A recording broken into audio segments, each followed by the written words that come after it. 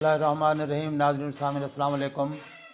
मैं डॉक्टर मंजूर से मलिक सर्जन अल-शिफा हॉस्पिटल बहावलपुर से बोल रहा हूँ।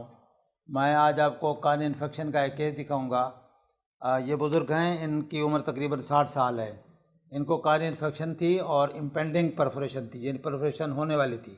कार्निया जो है वो रप्चर होने वाला था, फटने वाला था और इन्फेक्शन थी सीवियर किस्म की। तो इनको हमने anti fungal, anti bacterial plus injectable antibiotics दिए और ये तकरीबन 2 महीने हो गए हैं। तो अभी तो खैर थोड़ी सी 15-20 दिन से जो है लाइट ट्रीटमेंट पे हैं, टेपरिंग पे हैं।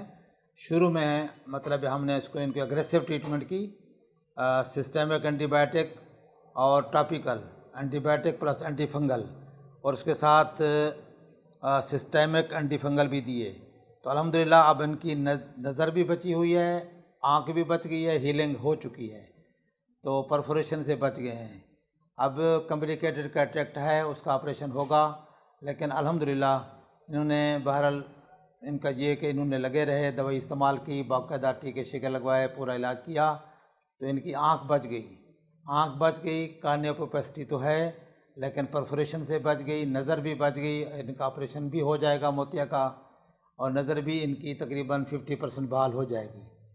तो ये है कि अगर आप बर वक्त ट्रीटमेंट करते हैं, अच्छा ट्रीटमेंट करते हैं, तो आपकी कानी अल्सर के केसेस जो हैं वो बच जाते हैं।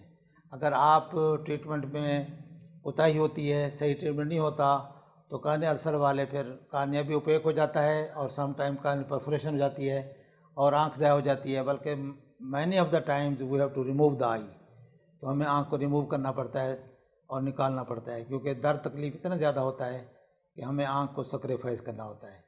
तो लिहाजा अगर आप सही इलाज करेंगे तो आपकी आँख बच सकती है। कार्नियल से जो ही शुरू हो, अच्छे डॉक्टर को दिखाएं, इसका इलाज करें, तो आपकी आँख भी बच सकती है, नज़र भी बच सकती है।